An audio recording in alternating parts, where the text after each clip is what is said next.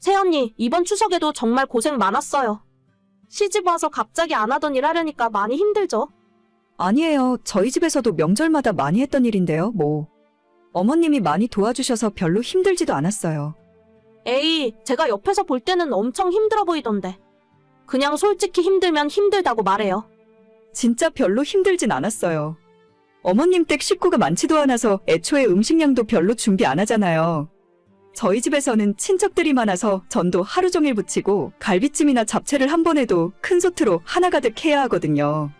오히려 음식 준비 많이 안 하니까 크게 힘든 거 없고 좋은 것 같아요. 그래요? 내가 볼 때는 전혀 아닌 것 같던데. 언니 어제 오늘 엄청 힘들어 보였어요. 표정이 진짜 안 좋던데. 제 표정이요? 이상하다. 그런 거 없었는데.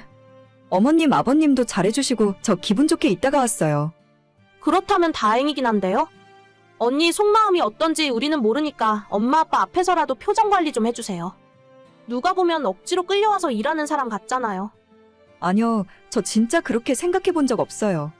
일도 별로 안 했고 이틀 동안 맛있는 거 먹고 잘 쉬다가 올라온 건데 제가 기분 안 좋을 일이 없죠. 새언니가 무슨 생각인지 대충 알 것 같긴 한데. 요즘은 시부모가 며느리 눈치 보는 세상이라면서요? 안 그래도 멀리 떨어져 사니까 자주 얼굴도 못 보는데. 새언니 한번 집에 오면 우리 엄마가 언니 눈치 엄청 보는 것 같아요. 제가 뭘 어쨌다고. 우리 부모님처럼 대하고 있어요. 네네, 언니는 그렇게 느낄 수도 있겠죠. 하지만 입장 바꿔서 한번 생각해 보시라는 거예요. 솔직히 제가 아직 시집은 안 가봤지만 친정부모도 아니고 시부모 만나러 왔는데 싫을 수도 있다고 생각해요. 근데 조금 웃기도 하고 우리 엄마 아빠 앞에서 너무 기분 나쁜 티를 많이 내지 말라 이거죠. 저기 아가씨, 제가 웬만해서는 이런 말 안 하고 싶은데 저 진짜 아니에요. 안 그래도 집이 멀어서 자주 찾아뵙지 못하는 것도 죄송한 마음이라 몇 번 안 되는 명절이나 생신에 내려가는 게 하나도 안 힘들어요. 기분 나쁠 것도 전혀 없고 혹시라도 제 표정이 뭔가 이상했다면 다른 생각을 하고 있어서 그랬을 거예요. 괜히 오해하지 말아주세요. 새언니가 아니면 아닌 거지 뭘 그렇게 정색을 하고 그러세요? 어제 언니가 너무 힘들어 보여서 걱정되는 마음에 해본 소리니까 크게 신경 쓰지 마세요. 언니가 괜찮은 거면 아무 문제가 아니죠. 이 집안에 시집 와서 4년이 지났는데 아직도 시집살이가 적응이 안 됩니다. 시부모님은 별로 말수도 없고 잔소리를 많이 하시는 스타일이 아니에요. 저와 남편은 수도권에 살고 있는데 시댁은 2시간 반 이상 걸리는 지방에서 살고 계시기 때문에 1년에 명절 2번 포함해서 많아야 4-5번 얼굴 보며 살고 있습니다. 자주 얼굴도 못 보고 오랜만에 만나면 잘해드리려고 제 나름대로 노력한다고 생각하는데 이상하게도 신혼 때부터 신우가 계속 저를 못 잡아먹어 안달이더라고요. 겉으로는 저를 걱정해주는 척, 저를 위해주는 척을 하면서 시부모님 보는 앞인데 은근히 돌려서 매기는 말을 자주 하고 아까 보셨던 것처럼 대놓고 타박을 하고 있었습니다. 정말 솔직하게 말해서 시댁에 가는 건 전혀 스트레스가 아니에요. 1년에 몇 번 얼굴 보는 것도 아니고 시어머니가 잔소리하는 타입도 아니거든요. 그런데 꼭 내려갔다 올라오면 기분이 계속 좋지 않은 이유는 바로 신우 때문입니다. 빈정대며 돌려까지 말고 차라리 저보고 마음에 안 든다 대놓고 이야기라도 하면 저도 똑같이 맞받아치기라도 해볼 것 같아요. 하지만 자기는 할 말 못할 말 다 해놓고 제가 조금만 뭐라고 하면 그런 의미가 아니라 저를 걱정해서 하는 소리였다고 꽁지를 빼버립니다. 자기는 할 말 다 해놓고 별거 아니었다는 식으로 도망쳐버리니 너무 약오르고 화가 났습니다. 얘기 들었어? 내 동생이 지난 주말에 결혼할 남자라면서 집에 데려왔대. 진짜? 아가씨 드디어 시집 가는 거야? 그래, 빨리 결혼해야지. 결혼을 해봐야 아가씨도 내 마음을 이해할 거야. 근데 상대방은 뭐 하는 사람이래? 나도 엄마한테 방금 들어서 정확하게는 잘 모르겠는데 대대로 소갈비집 한다는 것 같아. 집안에 돈도 좀 있다 하더라고. 와, 아가씨 대박이네. 평생 결혼 안 하고 어머님이랑 같이 살 줄 알았는데. 그래도 밖에서 남자는 만나고 다니는구나. 그러게 말이야. 결혼하면 아마 회사 그만둔다고 하는 것 같더라. 남자 쪽에서 며느리 직장 다니는 거 싫어한대. 회사 다니기 싫다고 맨날 그러더니 남자 잘 골랐다. 그럼 아가씨는 집에서 살림만 하고 사는 거야? 아마 그러지 않을까? 두 사람 다 나이가 적지 않아서. 결혼하면 빨리 아이 갖고 집에서 살림만 할 것 같은데? 돈은 남자 쪽에서 많이 버니까 굳이 며느리까지 맞벌이 시킬 필요 없나 봐. 그래? 잘 됐네. 딱 아가씨가 원하던 이상형을 만났구나. 그래서 빨리 결혼하려고 하는 것 같아. 아직 상견례도 안 해서 정확한 이야기가 오고 간 건 아니지만 남자 쪽에서 집도 해오고 혼수까지 싹 다 할 테니까 내 동생은 몸만 오면 된다고 했나 봐. 진짜 남자 집안에서 돈이 많은가 보네. 부럽다 정말. 부러울 게 뭐가 있냐? 우리도 우리 나름대로 행복하게 살면 그만이지. 그 말도 맞지. 근데 돈 걱정 안 하고 살 수 있는 건 조금 부럽긴 하다. 알겠어. 이따 퇴근하면 집에 가서 다시 이야기해. 신우가 결혼한다는 이야기를 듣고 하늘은 불공평하구나 생각했어요. 그렇게나 저를 괴롭히고 못 살게 굴더니 자기는 부잣집에 시집가서 일도 안 하고 놀고 먹겠구나 싶어 배가 아팠습니다. 번갯불에 콩 구워 먹는 것처럼 금방 상견례까지 마치고 결혼식 날짜를 잡더니 지난 9월에 시골리고 시집을 가버렸어요.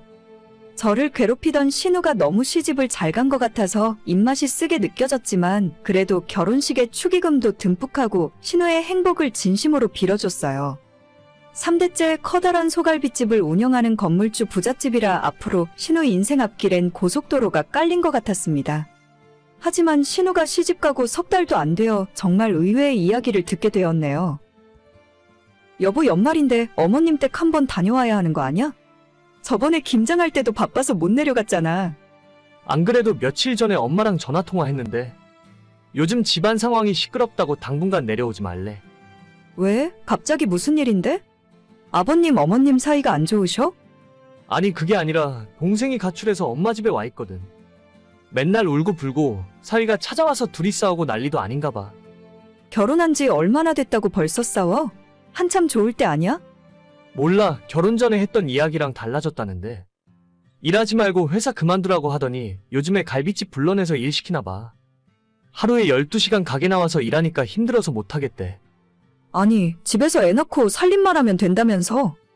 가게 물려받고 싶으면 무조건 일을 해야 한다는데 동생한테 선택의 여지도 없나 봐. 어쩐지 결혼할 때 너무 그쪽에서 다 해준다 싶더라. 그럼 아가씨는 이제 앞으로 어쩐대? 어쩌긴 뭘 어째. 평생 갈비집에서 일하던가 싫으면 이혼하던가. 그런데 이미 결혼하고 돈 맛을 봤는데 그걸 어떻게 포기하겠어? 엄마도 그냥 돌아가서 적응하고 살라 하시더라고. 역시 세상에 공짜는 없구나. 매일 밤 엄마 집에 와서 징징대는데 아침 되면 또 일하러 나간대. 하루라도 출근 안 하면 시어머니가 엄청 화를 낸다 하더라고. 제대로 걸렸네. 그래도 나중에 가게 물려받으면 사모님 소리 듣고 살겠지. 그때까지 20년, 30년 열심히 살다 보면 좋은 날 오지 않겠어? 나는 그냥 회사나 열심히 다녀야겠다. 나도. 평생 몸쓰는 일이라곤 안 해본 신우라서 12시간 동안 서서 하는 일이 당연히 쉬울 리 없죠. 가족이라 월급도 안 주고 주방일부터 서빙까지 안 하는 일이 없다 하네요. 부잣집 맏며느리가 어디 쉬운 줄 알았습니까? 그렇게 저한테 시집살이 시키더니 앞으로 시댁 내려갈 때마다 놀리는 재미가 있겠네요. 신우 일하고 있는 갈비집은 다음에 내려갔을 때 꼭 들러야겠습니다.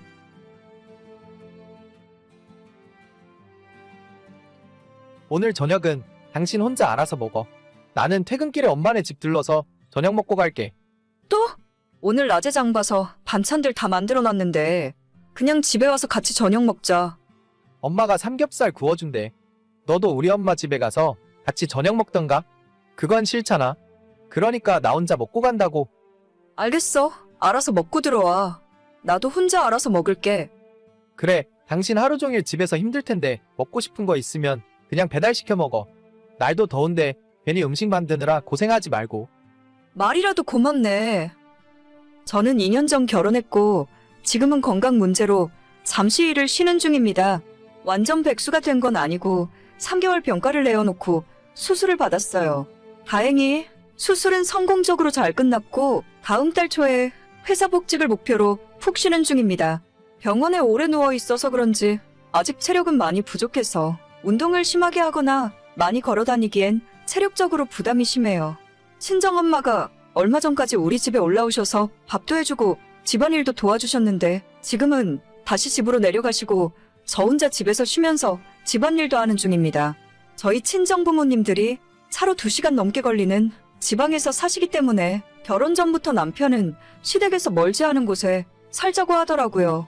나중에 제가 임신을 하거나 아이를 낳게 되면 봐줄 사람이 필요하니까 시댁이랑 집이라도 가까워야 서로 편하지 않겠냐고 하면서요. 처음에는 시댁이랑 가까이 살면 시어머니가 너무 간섭하고 괴롭히는 게 아닐까 걱정했는데 그런 걱정은 쓸데없는 기우였어요.